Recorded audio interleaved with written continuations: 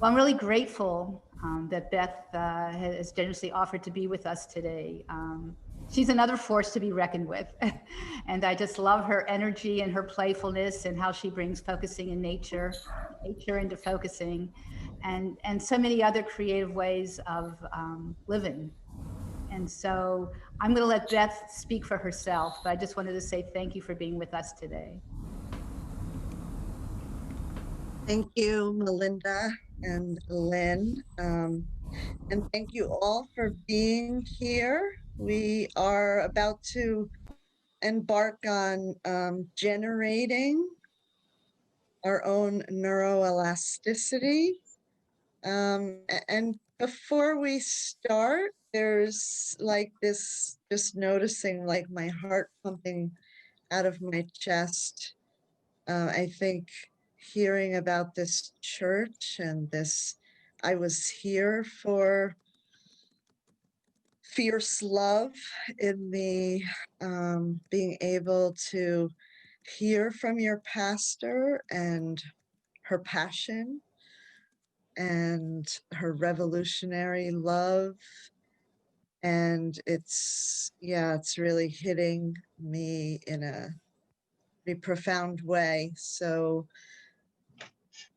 there's not a jumping out of that or away from that. And actually, in a lot of ways, it connects very deeply to a lot of my lived experience. I grew up in a home with a social work mother who was a hospice worker for 27 years. And part of what I had to do in my childhood was to understand why and how living with death and uncertainty and the playfulness in some strange way of hearing death jokes at our dinner table was part of my family upbringing, and a part of how I live from that brings me here and where I am. Death is not a funny thing, as we know in the helping profession. It's a profound experience. The death, whether it's the death from a violent fire of a building that houses a community, or whether it's an individual that's taken from someone suddenly and unexpectedly, or when a death is long and anticipated, as in cancer and Parkinson's disease or some kind of degenerative process. We anticipate that grief. So, yeah, I guess there's a strange and I'll say clear for me connecting to that process and how trying to make connections and understand something tragic, something difficult that's happened, and how it helps us to generate what this felt sense term that I'm bringing today, this neuroplasticity that we have, this neuroelasticity.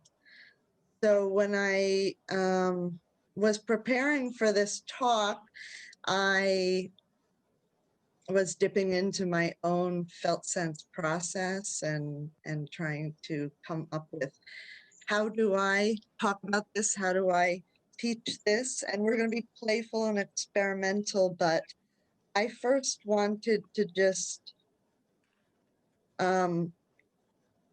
share a few stories of my own to help you understand some of the implicit intricacies of how I came to this place to be playful and explore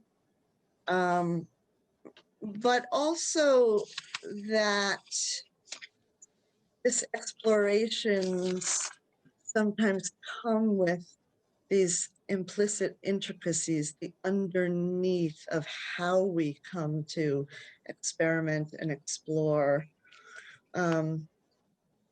So I'd like to share a quote with you from First Lady Abigail Adams. And what she says is, the habits of a vigorous mind are formed in contending with great difficulties.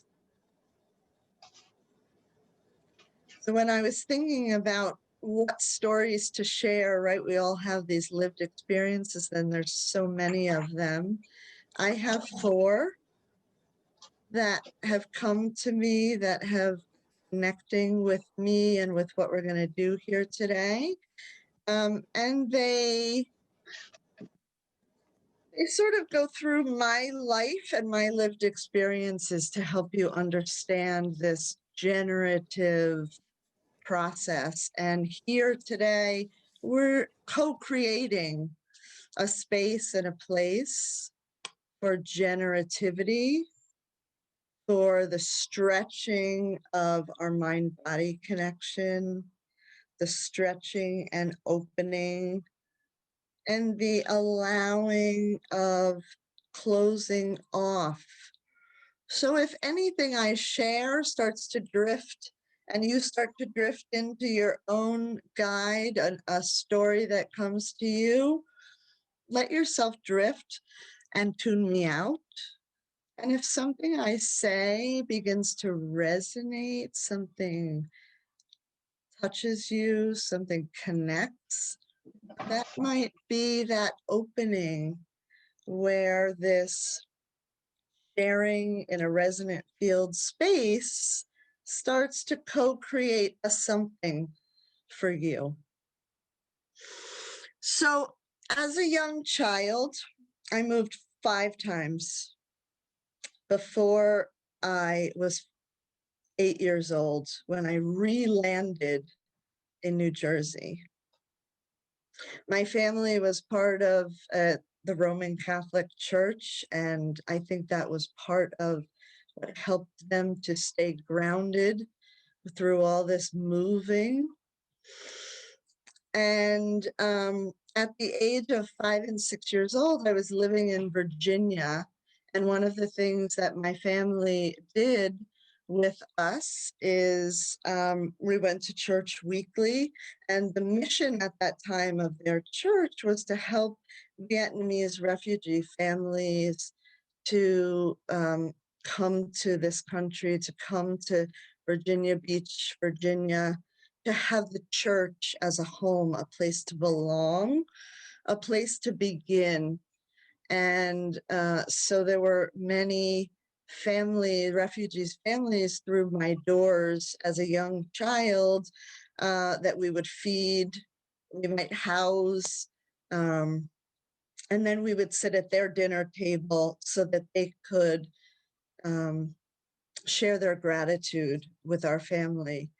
And so it was my first lived experience where I was taught to listen quietly and witness and hear the stories of harrowing escapes and boat travel across the oceans, survival, and the confusion of my body and my brain, that part of me wanted to get up and jump and move and play and run away. And this teaching that it was important to land and listen and witness and be there, fully present to a family. My second story is after re-landing and staying in that home where we finally re-landed in New Jersey at the age of 8. In the 2 years from 8 to 10 years old, one of my family quotes was that strangers were only friends that we have not yet met. And it was a beautiful quote that my aunt and uncle had in their home, hanging in their kitchen.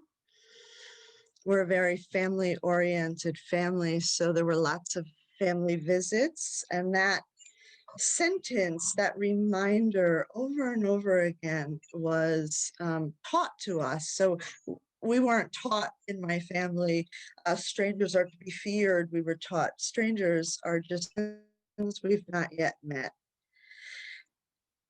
And so when we first landed in New Jersey, the first 2 years, my parents met and we came in contact with families, and I became fast friends with a girl named Gabby. And from 8 to 10 years old, I began to learn my first experience of loss and losing someone, because little did I know that I was playing with Gabby, and then we were taking trips and I was learning. My parents and the whole family of 6 would get in the car and go to Sloan Kettering in New York City, and my parents would donate platelets. Gabby had leukemia. And so we were friends and we were playful and we would play Barbies together. But little by little, I learned that I was going to lose her. And so at the age of 10, I learned about the importance of what it's like to be present and to listen and to love, not knowing how long you were going to have someone in your life.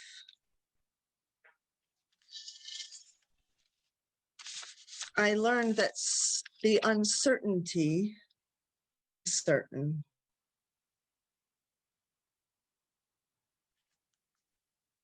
My third story is my love story of marriage. At the age of 23, I met my husband. We have a shared love for skiing. And for 2 years, we had a long distance relationship. He lived in Florida. I lived in New Jersey.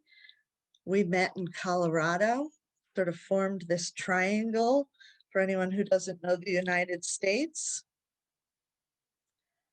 And at the age of 25, in June of 1995, 1 month before my wedding, which I named the best day of my life,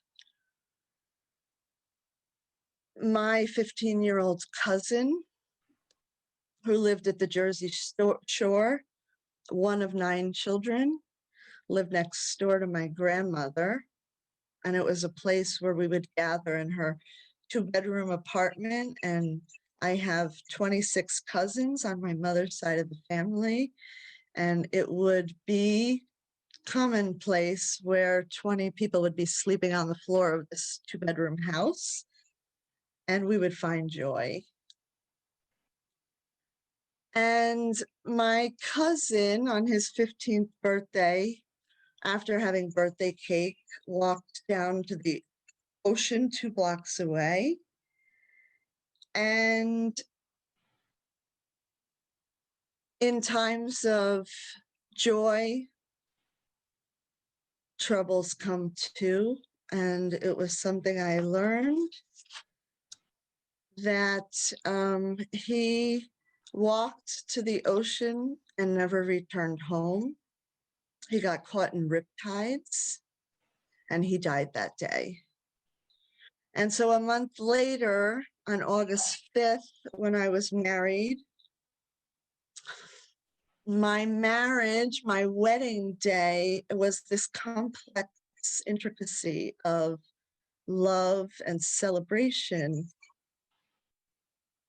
Also there with family loss and grief, and that shared experience of how we were all going to be there together and we were going to belong and we were going to celebrate and grieve and share the experiences of this sudden traumatic loss that altogether our family was experiencing. So my wedding was a complexity, and we all felt that resonating, reverberating of joy and pain. And I'm happily in this COVID world that we've been brought home from many of our living moments. I am happily married and just celebrated this August my 25th wedding anniversary and my 50th birthday. And I was able to experience them at home in a loving family. And I have one last story, and it's the fourth story. And it's my story of what Derek talked about a couple of weeks ago of strength and courage, our family's courage and strength, because 10 years later, at the young age of 31 and 32, my three children, 10, 8, and 5, my family stepped through the most harrowing experiences of living that we personally had to live and grow through. My oldest child had to go through, endure every medical test known to the brain, a MEG test, a WADA test, a PET scan, a fMRI, ultimately 4 brain surgeries. And our family's strength and courage survived through it. And the implicit intricacy of what I learned in those years is that there's so much that we don't yet know about each individual unique brain makeup. And we have so much knowledge and so much science and so much we could read about. And then when you go through the experience and you have your son's neurosurgeon tell you that he has no idea why your son is having seizures every 45 seconds after his brain surgery, it can be a harrowing experience, but it's an experience that we learned from and we grew from. We grew in strength and courage. And so I come here today and I want to teach you a little bit about some of the tenets of what this co-creation today in helping the helpers. In helping, we ourselves are helped. In listening, we ourselves feel our ability to open, to listen, to bear witness, to be heard, and to hear what's within ourselves. And in listening, we also have this capacity and this ability to close off so that we can come closer inside, so that we can listen more deeply to our lived experience that is not the same as someone else.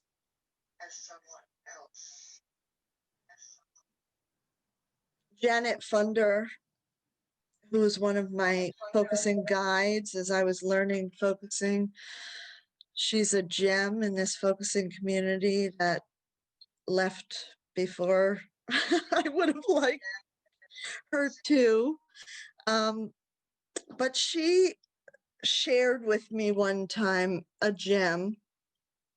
She pointed me toward an article written by Eugene Genland where he speaks about our bodies like plant bodies. We possess a multitude of what he calls peepholes of perception.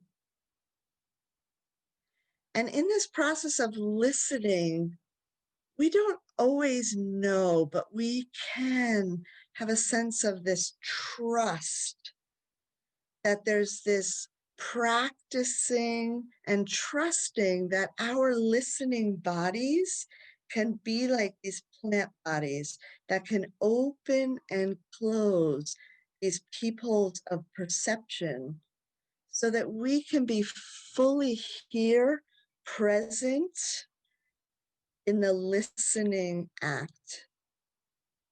Or we might be fully present in the listening within. And when we start closer in, sometimes we close off a peephole of perception. We close our eyes so that we can come closer inside, so that we can connect to that felt sense awareness that's palpably felt, but unclear and murky. But we can sense it in our bodies if we get still. We bring our focusing attitude of curious, interested attention, and we open ourselves or we close ourselves to these other peepholes of perception.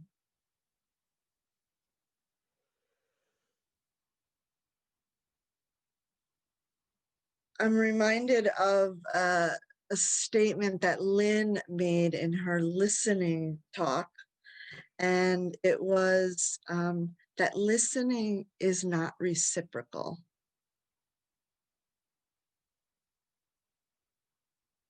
Just want to pause there because there's something really important and of value in reminding ourselves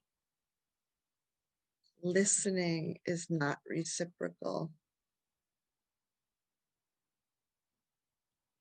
And in this space of neuro-elasticity, what I'm naming is this opening and closing to listening can happen when we can invite ourselves in connection to our felt sense relating, meeting up with it, or our felt relating from person to person or person to environment, and that we don't have to know and understand which peephole of perception is opening and which one's closing, but we can begin and learn to generate this capacity to trust our plant body and all its peepholes of perception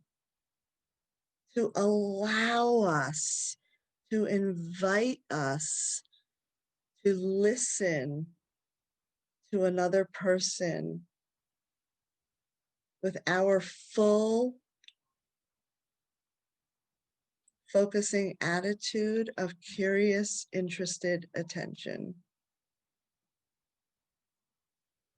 So I've said a lot, so I'm going to take a little pause here and just invite you to maybe close your eyes if you'd like to close down that peephole of perception, or Perhaps it feels more right to keep them open.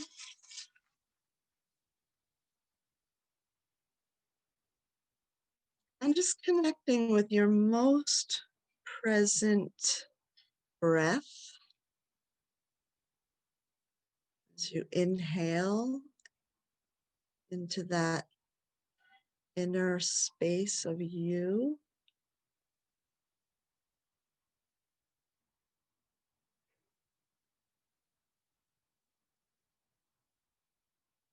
And exhaling.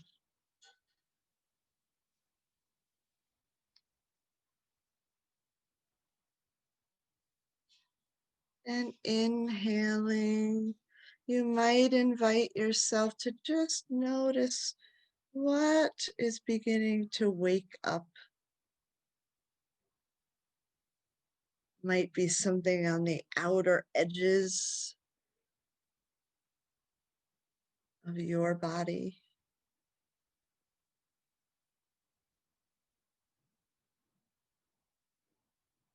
It might be something deeper inside, and just following another inhale, you might invite yourself to notice that one there.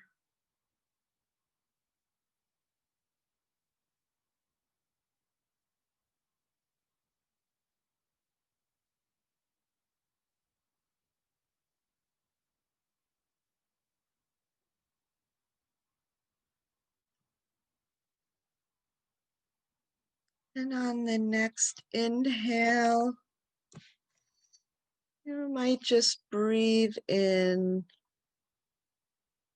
When I wake, I smile.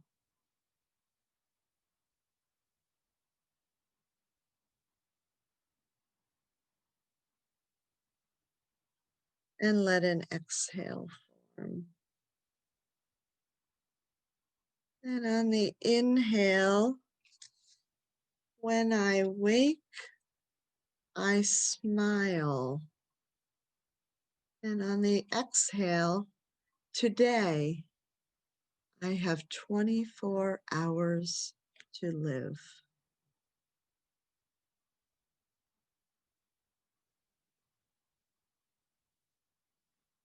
Inhaling, when I wake, I smile.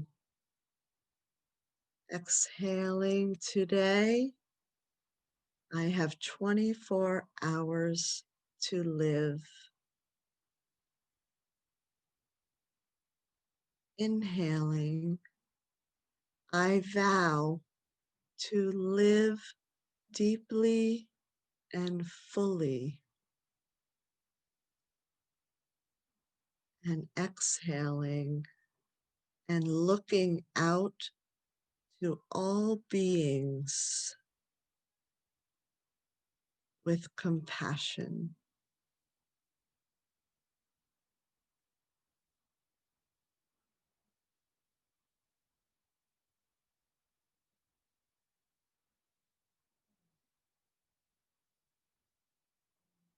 When I wake, I smile. Today, I have 24 hours to live. Inhaling, I vow to live deeply and fully. Exhale, and to look out into the world with eyes of compassion.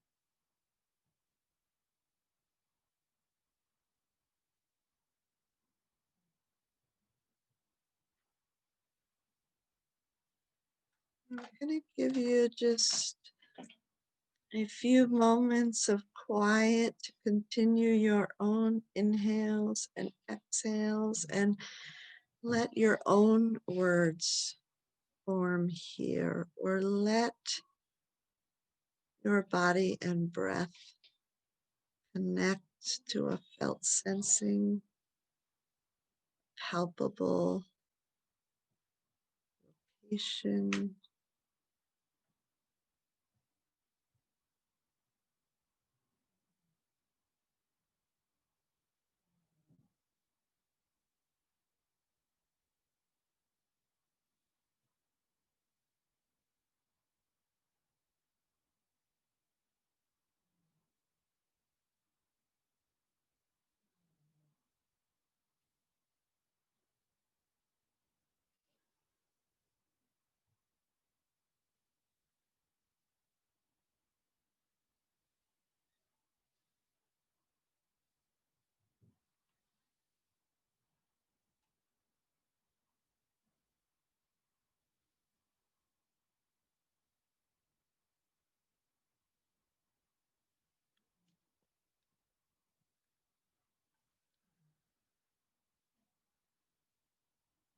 And when you feel ready and it feels right to begin to open your eyes and reconnect with the group here on the screen.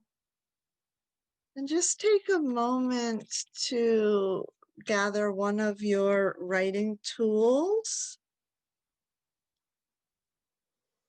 and put it in your non-dominant hand.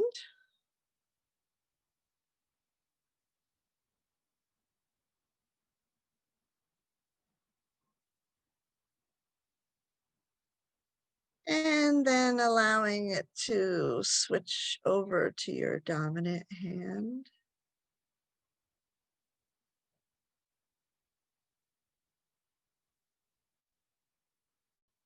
And inviting, maybe with an in-breath,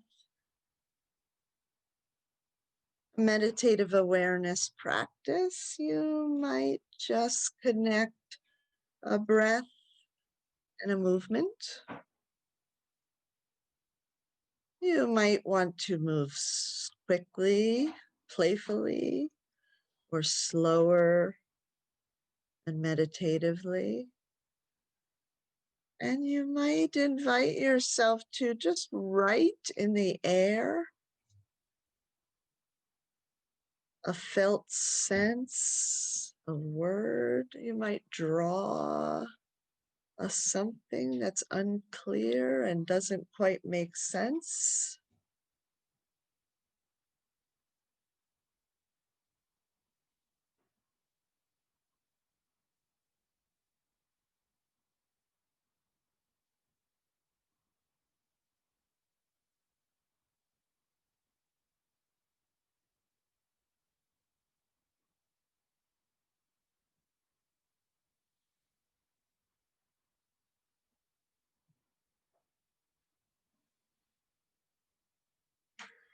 And when that feels complete for right now, just inviting you to take the second color or changing your writing tool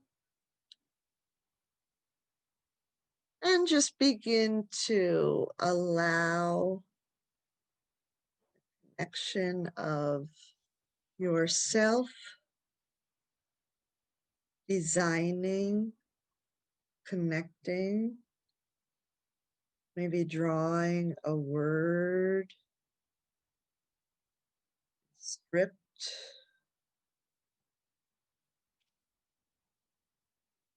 maybe allowing yourself to be playful, allowing yourself to be mindful, allowing yourself to be rigid, just allowing whatever comes in the moment.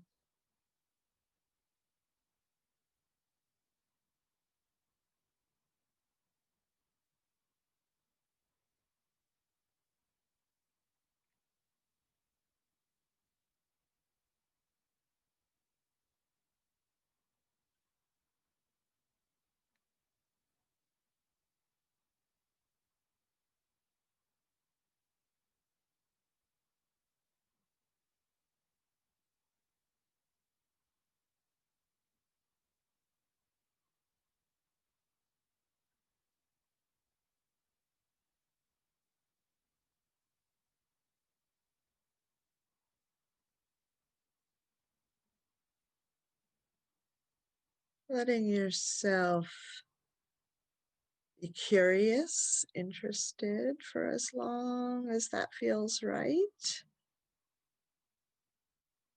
And when that feels complete, if there's any of those words you might want to write on your paper, feel free to do so. And if not, leaving it in the air is okay too.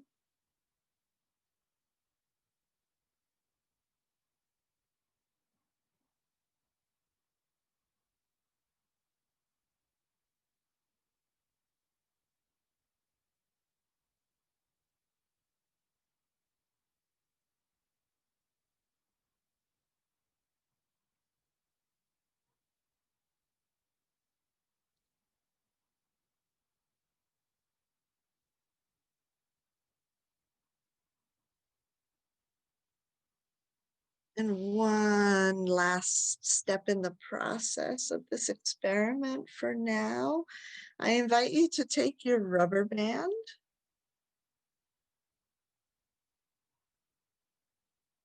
and just notice,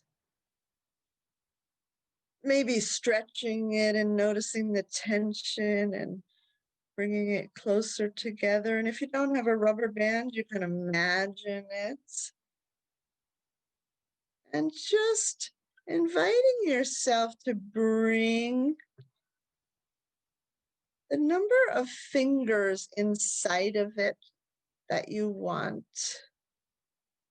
And inside that rubber band, that stretching, you might identify a person, a something, a quality about yourself.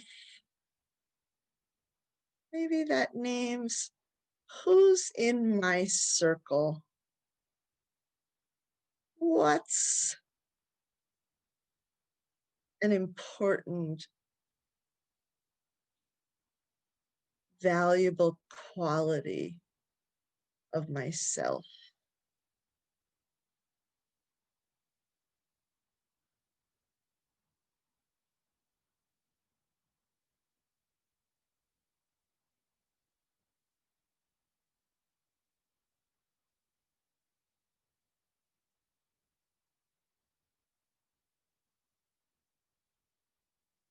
And invite yourself again to be playful, curious.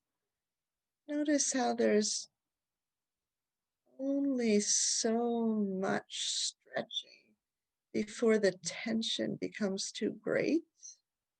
And there's a need for ease.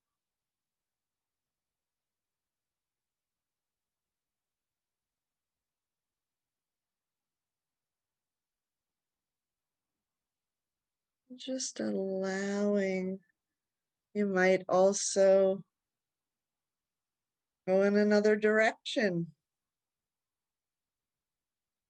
stretching from your brain to your body, and what connections are elastic, what peoples of perception are there in your body, your mind, your heart.